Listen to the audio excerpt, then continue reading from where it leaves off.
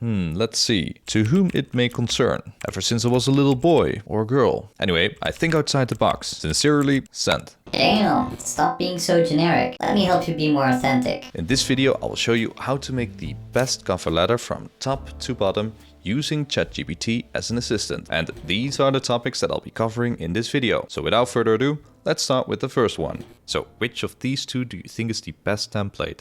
Well, although they are quite similar, these colored words and just 4 short paragraphs are things that make this letter more attractive to read. And also because you have just a few seconds to grab their attention and inform them about your most important pieces of information. Now let's try another one. What about these two? Now this template probably attracts your attention right away. But keep in mind that recruiters see these fancy templates all the time. The flashy colors, shapes and attached picture scream, "Pick me," which is not the position you want to put yourself into because it's counterproductive. So what you want to do is focus on a simple, preferably matching cover letter and resume template for a professional look and feel. You see, both my resume and cover letter are one column, one paged with the same font size, style and line spacings. I like how they match, something I can do with a traditional US or British format. With a traditional format, you can't add links or other important information in the header section, like for example the job title over here, which can help your letter get past an ATS system. Now you can add a subject like in a traditional English format or mention the job title in the first paragraph, but nowadays you usually apply it directly to a position online, so they already know. Now the only difference between these documents are the margin settings. My resume has narrow margin settings of 1/2 inch on both sides to make sure that everything fits on one page. My cover letter's margins are 1 inch on both sides, because short sentences for story-like text is easier on the eye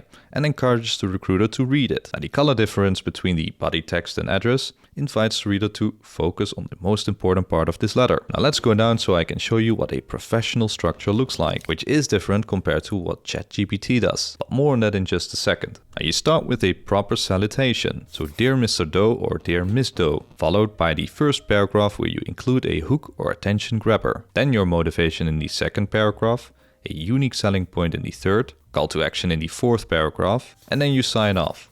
Now let's dive into the first paragraph. How can you grab the reader's attention? Well, what I did is I bold highlighted my profile matches your description, followed by some keywords extracted from the job description. And that'll prove that it's not a generic cover letter, which makes the reader curious to read through and see if my profile actually fits their ideal candidate. However, if you can mention a mutual connection because of a career fair, networking event, friend's recommendation or whatever, then you can write a similar sentence like Kenji wrote in his template, followed by what exactly it was that impressed you.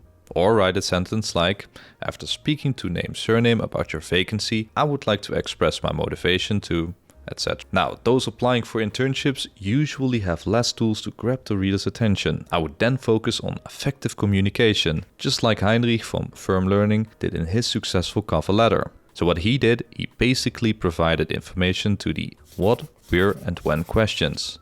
In the second paragraph, you show genuine motivation by letting them know that you've researched the company. For example, embed a link to an interesting article you found on their website, or that you know it's a family business. What about saying something about their growth culture and your interest in joining their academy or other in-house career development opportunities? Now by doing so, you're not only saying, I want this or I want that, I'm motivated because of, you are also sort of involving them in the conversation by mentioning things that make them feel special or proud. Now in the third paragraph, you need to reveal your unique selling point. Don't worry if you have difficulties writing this paragraph. I will show you how ChatGPT can help you out in under a second. Now in my case, I link to my YouTube channel with over 16k subscribers and 270 educational videos made in 2 years. That way, I show my solutions and results-driven approach, interest in career counseling, and creative approach to helping job seekers go through the job application process, which is an important part of being a recruitment consultant. Now in the final paragraph, you need to complete the story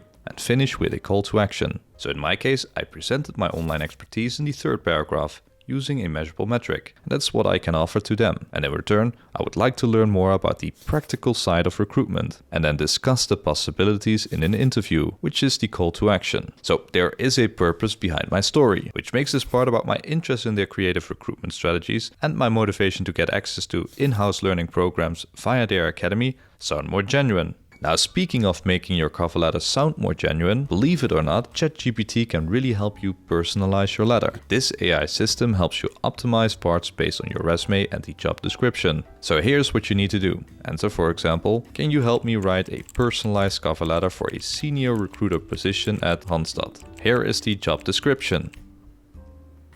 Okay. And as you can see, it's already generating a cover letter, but we still need to personalize it. So copy and paste or manually add something unique about yourself, preferably a measurable experience or skill that is relevant to the job role. And then ask, can you rewrite this cover letter and include the following experiences? Now, and as you can see, most of these things belong in a resume, not really a cover letter. But there are parts like these sentences that you can use in your third paragraph, your USP. So let's say we want to refine a particular paragraph. Then you can enter, for example, please rewrite the following paragraph in under 100 words using compelling language. Anyway, you get the idea. You can even ask this tool to make it more conversational or cheeky.